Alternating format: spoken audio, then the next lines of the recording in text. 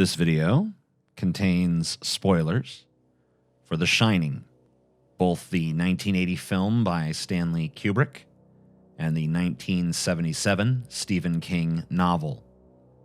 If you've not seen the film, this video will likely not make sense to you, as I will not be recounting the plot of the film. It is not necessary that you've read the novel, however. I'm a big fan of Stanley Kubrick's 1980 film The Shining. I should point out a few things about the sentence that I just spoke. First, big fan is a relative term. I don't watch any film to an obsessive degree. Some people watch movies that they love hundreds of times, memorizing every line, every inflection, every piece of trivia hidden in the background. The Shining attracts obsessive rewatchers. Entire documentaries and video essays analyze its details, and I'm sure some people have seen it hundreds of times. I have not. If I had to estimate, I've watched it between 8 and 15 times. For me, that's a lot. I'm not much of a rewatcher. The only film I've seen more than 20 times is probably Back to the Future, and that's about as obsessed as I get. Second, I have not watched many interpretations of The Shining. I did see Room 237, a documentary about some of the wild fan theories surrounding the film. The idea that it's Kubrick's confession to faking the moon landing, or a retelling of the Minotaur myth, or a hidden allegory for the Holocaust is, to put it plainly, silly. Not stupid. Just silly. If there is some widely accepted theory among video essayists or critics about what The Shining is really about, I don't know it. I am not familiar with it. So my thoughts in this video may be stunningly original, or they might be completely mundane and old hat. I have no idea. Doesn't really matter. Third, I have read over 20 Stephen King books, but I have never read The Shining.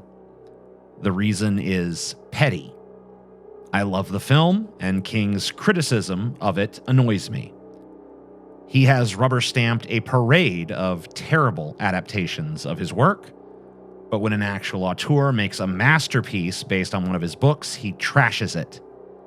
And that just singes my nut hairs. So, petty or not, I've never read The Shining, and I doubt I ever will. Kubrick's version is the definitive one in my head. King's main criticism of Kubrick's The Shining is that Jack Torrance is handled poorly. He believes Jack Nicholson's portrayal makes Torrance seem unhinged from the beginning, like he always wanted to murder his family with an axe, and the Overlook simply gives him permission. In King's book, Jack is essentially a good man, struggling with alcoholism and anger issues, but he loves his family and he does not want to hurt them. But the Overlook Hotel erodes his sanity, pushing him towards violence. King's complaint is stupid. Not silly, stupid. But I'm not here to dwell on that. He's free to sulk that one of the greatest films ever made doesn't measure up to one of the books ever written. I bring it up because it leads into something worth discussing. Kubrick changed Jack Torrance's character. Why? He changed Wendy, making her weaker than she is in the book. Why? He also changed the ending. In King's novel, Jack resists the Overlook's influence and sacrifices himself to save his family. In Kubrick's version, Jack fully succumbs, chasing his son with an axe before freezing to death in a hedge maze. Why? Hell, in King's book, the Overlook doesn't even have a hedge maze. It has living hedge animals. Kubrick fans loathe King for criticizing Kubrick. One comment I saw summed it up. Nice criticism from the director of Maximum Overdrive. Oh. Well, that would be a sick burn if I didn't actually love Maximum Overdrive. killer trucks on a rampage with an all AC/DC soundtrack. Honestly, what is not to like? People exaggerate how much Kubrick rejected King's story, his narrative.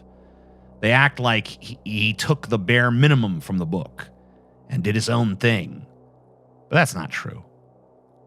For example, that weird scene in The Shining where a guy in a bear costume is blowing another guy, that comes from the book.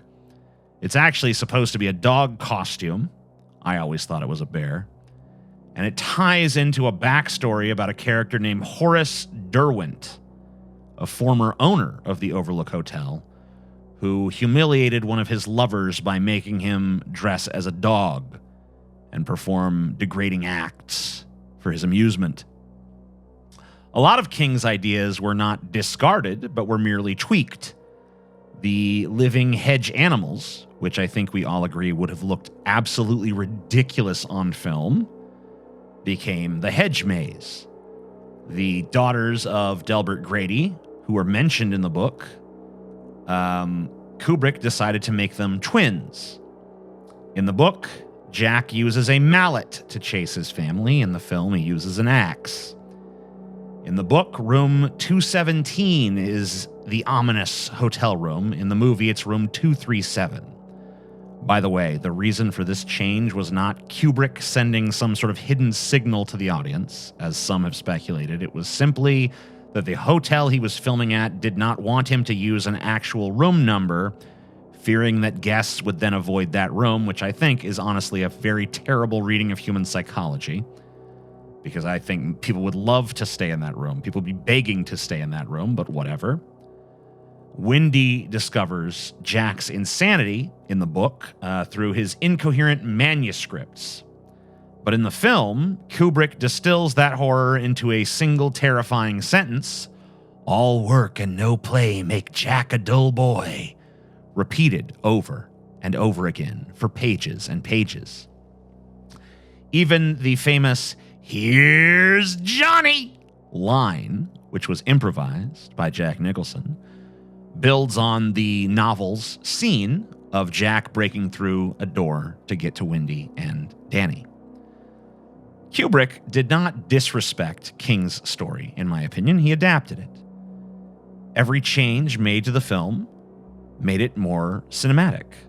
A crazy guy with a mallet is scary, but an axe is scarier, especially visually. The ghosts of two murdered little girls is eerie, but making them twins and having them speak in unison makes them iconic. Showing Jack's rambling, incoherent manuscript might work in a book where you can deep dive into Wendy's thoughts about it. But in a film, pages upon pages of the same ominous sentence repeated over and over tells the audience everything they need to know instantly. Part of the reason that King hates what Kubrick did to the character of Jack Torrance is that King is an alcoholic writer who likes to write about alcoholic writers, and Jack Torrance is one of many of those. Jack Torrance is a Mary Sue, oddly enough. King projected himself into that character and thus wants you to have a certain degree of compassion for him and see that, despite his flaws, he's ultimately a good person. Kubrick took an axe to that idea, instead interpreting Jack as a piece of shit from the word jump. Let's be clear, however. Kubrick was not taking a moral stand on alcoholism or trauma when he made Jack a simpler and less sympathetic character. He just didn't care about sentimentality. His films are cold and detached. King sees Jack as a flawed man struggling with demons, while Kubrick sees him as an asshole who resents his family for burdening him and holding him back from what he really wants to do. In King's version, the Overlook Hotel is the villain. In Kubrick's version, Jack Torrance is the villain. In King's story, the Overlook preys on Jack's weakness, turning him into a monster, but he redeems himself in the end. In Kubrick's story, Jack is a monster from the start, and the Overlook simply pulls off his human mask. Kubrick made Wendy weaker for two reasons. First, he wanted us to see where Jack was coming from. Yes, she is an annoying woman. She is the sort of person that would be grating to be trapped in a marriage with. The second, it was to heighten the horror. She's a perfect damsel in distress archetype. She seems helpless. So we expect Halloran to save her, as he does in the book. But in the movie, Halloran arrives and dies instantly. That's when we see that Wendy, despite being weak and terrified, is resourceful enough to save herself and Danny. It's a brilliant subversion of expectations. The changes to the ending of the story are an outgrowth of the changes to the characters, particularly to Jack. Kubrick knew that his idea of Jack would not have a change of heart and blow up the hotel. His version of Jack would die of frostbite, trying desperately to spill his family's blood, to punish them for existing, for holding him back, for keeping him from the life that he wanted. I won't speak as to what King's book is about. I obviously have familiarized myself with its plot points and a general overview of its contents, but without having actually read it, which once again I refuse to do, I think it would be a mistake to assume its message, if indeed it has one. However, I will speak to what I think Kubrick was trying to say. This is where I think a lot of people might get a little upset with me, but I think The Shining was largely just an excuse for Stanley Kubrick to create cool-looking shots in a haunted hotel. Think about it. Kubrick's main passion was always visual composition. He was obsessed with framing with symmetry, crafting sequences that felt like moving paintings. His perfectionism in that regard is legendary. His reputation for doing dozens of takes just to get the right glance, the right lighting, or the right movement is well documented. That's not to say that The Shining is meaningless or lacks subtext, but I think its meaning is secondary to its aesthetic. Consider the famous shots, the endless hallways, the hypnotic carpets, the overlooks architecture stretching out in impossible ways. Consider how scenes bleed into each other, how time in the film seems to warp, how characters move as though they're trapped in a purgatorial loop rather than living out a linear story. Kubrick wasn't adapting a novel so much as using a novel as a framework to build something uniquely cinematic. The film is not about alcoholism, redemption, or fatherhood in the same way that Stephen King's novel is. It's about dread. It's about the uncanny. It's about creating a psychological space where horror isn't just lurking in the shadows, it's woven into the fabric of reality itself. These are the reasons I find myself returning to the film. These are the elements that have captured my imagination. When I reflect on The Shining, I'm not thinking about Jack Torrance's struggles with alcoholism or Wendy's resilience in the face of terror. I'm thinking about oceans of blood pouring out of an elevator, about Jack shambling through the snowy maze with an axe, about the looming dread of every endless hallway and the ghostly final image of Jack in the 1921 Overlook photo. I'm thinking about the ominous and strangely barren score composed by Wendy Carlos, which seemed to stretch time itself, making every movement feel both drawn out and inevitable. I'm thinking about the way the Overlook's rooms seem to shift and expand, about the impossible geography of the hotel and how its walls feel like they're watching. Kubrick's The Shining lingers because it taps into something deeper than traditional horror. It's not just about ghosts or a man going insane. It's about isolation, entropy, and the feeling of being trapped in a cycle that you don't understand. It's about inevitability, about the sensation that things are playing out the way they always have and always will, with or without your participation. That's why I keep coming back to it. Not for the story, not for the scares, but for the feeling. The eerie, dreamlike sense that I've stepped into a space outside of time, where nothing is quite real, yet everything is exactly as it was meant to be. Maybe that's why King hates this movie so much, to the point where even 45 years later, he'll bring it up unprompted and try once more to get people on his side. Kubrick didn't just adapt The Shining, he hijacked it. He turned King's deeply personal story about addiction, redemption, and the struggle to break the cycles of abuse into something cold, indifferent, and existentially terrifying. King wanted The Shining to be about a man fighting his demons. Kubrick made it about a man who is a demon, in a place where demons are welcomed with open arms by something ancient and cruel and unknowable. Perhaps what pisses King off the most is that his book is ultimately a human story, and Kubrick stripped it of much of that humanity.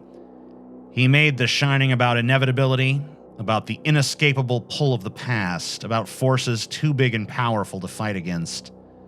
Jack doesn't get to be a man struggling to do the right thing. He's just another ghost in the machine, another piece of the Overlook's endless cycle of violence and indifferent cruelty. I've heard some say that King doesn't truly write horror stories, that King at his core is really an adventure writer who fills his stories with horror elements. I don't really buy into that notion, but I think it is true that King has a tendency to soften his horror. In King's idea of the cosmos, at least the one on the page, good often triumphs over evil. There are forces of beneficence at work in King's stories, fighting against the darkness. Kubrick has no use for that. When Kubrick tells a horror story, he tells it without a safety net, without a guiding hand to assure you that things will be okay in the end. Kubrick's universe is indifferent, mechanical, and cruel. There are no cosmic forces of good intervening to save the day. There is no redemption arc waiting in the wings. There is only the Overlook, looking over, cold, cruel, endlessly patient, and patiently endless. And yet, narratively, the Overlook is only the secondary villain of Kubrick's film. Jack Torrance is the main threat. Could Kubrick be saying to us here that the Overlook, this cosmic horror, is what it is because of us? That it is merely a stage that we have set for violence to be done upon? That the Overlook is not a malevolent force in itself, but rather a reflection of the dark impulses of those who enter it? That it does not create monsters so much as it reveals them? In King's novel, the Overlook actively corrupts Jack. It manipulates him, wearing him down, turns him into something he was not before. There is, at least at first, a tragic dimension to his fall. But in Kubrick's film, there is no fall. There is only revelation. Jack does not descend into madness, he arrives, preloaded with it. The Overlook doesn't have to do much at all, it just gives him the space to be who he always was. This interpretation makes The Shining much more unsettling, because if the Overlook is simply a mirror, then what does that say about us? If all it does is reflect what we bring inside, then maybe the real horror is not the haunted hotel, it's the people who step through its doors. And this, perhaps, is why the film endures in a way that no other King adaptation does. It is not a simple story of good and evil, redemption and corruption. It is a film that lingers like a half-remembered nightmare because it suggests something truly disturbing, that the Overlook Hotel does not make monsters. It merely welcomes them home. There's a famous story about one of the very few interactions between Stephen King and Stanley Kubrick, wherein Kubrick calls King and asks him if he believes that ghost stories are inherently optimistic because they imply that the soul continues on after death. King asked if Stanley Kubrick thought hell was inherently optimistic as well, since it implied the same. Stanley Kubrick simply responded, "I don't believe in hell." On another occasion, Stanley called King up and asked him, "Do you believe in God?" When King said he did, Stanley declared, "I knew it!" and hung up the phone. Kubrick didn't give many interviews, but I was able to track down a quote of him saying, "Man isn't a noble savage, he's an ignoble savage. He is irrational, brutal, weak, silly, unable to be objective about anything where his own interests are involved, That about sums it up. I'm interested in the brutal and violent nature of man because it's a true picture of him, and any attempt to create social institutions on a false view of that nature of man is probably doomed to failure. I don't think Stanley Kubrick was talking about The Shining when he said that, but he might as well have been. That opinion is evident in the film. King said of Kubrick's film, that's what's wrong with Stanley Kubrick's The Shining, basically. The movie has no heart. There's no center to the picture. I wrote the book as a tragedy. And if it was a tragedy, it was because all the people loved each other. Here it seems there's no tragedy because there's nothing to be lost. It's remarkable to me how Stephen King can understand something without understanding it. Did it never occur to him that perhaps the fact that there's nothing to be lost is the tragedy? Besides, there was something to be lost. The veneer, the illusion of love and family. What the Overlook stripped away wasn't Jack's goodness, it was the illusion that there was ever any goodness to begin with. I think Stephen takes this personally, because he is Jack Torrance. The Jack Torrance of the book, anyway. And when Kubrick said, no, Jack Torrance is not some poor sap who is the victim of mean ghosts, he's just a monster, King was confronted with an idea of himself that was just a monster, that there was nothing noble in him, that he wasn't good deep down, but just rotten to the core. It's somewhat odd that he would take it personally, though, since Stanley clearly felt that way about all of humanity, and not about Stephen King in particular. In Kubrick's vision, Jack Torrance is really the entire human condition. He's an animal who plays at being civilized, but the moment he's untethered from societal expectations, his true nature comes roaring to the surface. He's not some tragic figure lost to the Overlook's corruption. He is the Overlook, and the Overlook is him. A cycle of cruelty stretching back endlessly, a loop that neither he nor anyone else can break. And maybe that's the most unsettling thing about Kubrick's The Shining. It doesn't ask whether Jack Torrance could have been saved. It suggests that there was never anything to save in the first place. That underneath the thin skin of civilization, there is only hunger, only violence, only a desperate need to consume and destroy. King rejects this idea, not just because it distorts his story, but because it's fundamentally opposed to his worldview. King believes in redemption, in personal struggle, in the idea that people, even deeply flawed people, can fight against their worst impulses and become something better. Kubrick shrugs at that notion. He doesn't believe in heroes, only in the slow, mechanical churn of time grinding everyone down to their base nature. And so, 45 years later, King is still arguing, still trying to convince people that his version, the version where Jack is a man first and a monster second, is the right one. But the truth is, it doesn't matter, because Kubrick's version of The Shining has already outlived him. It has entered the cultural bloodstream, a film that exists outside of its source material, beyond debates of faithfulness or accuracy. Kubrick's Shining is a monolith, cold, unfeeling, endlessly patient, and patiently endless.